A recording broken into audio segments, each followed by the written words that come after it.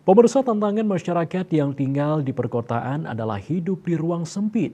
Sementara prosesi adat dan agama di Bali tak lepas dari penggunaan lahan yang luas seperti upacara pernikahan, kematian, potong gigi, dan berbagai jenis upacara lainnya.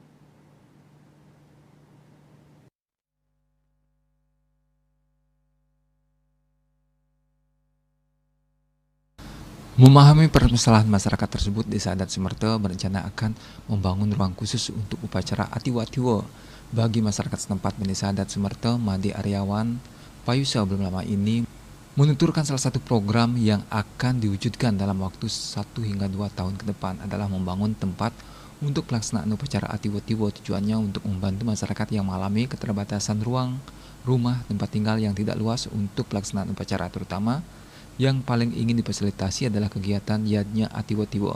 Artinya dalam proses pengabenan ada proses ngeringkes ngajumnya. Bagi yang memiliki ruang sempit akan dibantu fasilitas dengan membangun tempat yang akan dipergunakan oleh Kramo sebelah selatan Setre. Dengan menyediakan tempat tersebut diharapkan masyarakat tidak serta-merta lari ke krematorium dengan alasan lahan sempit atau untuk alasan kepraktisan. Tempat tersebut hanya akan digunakan oleh masyarakat desa dan bukan untuk tujuan komersial.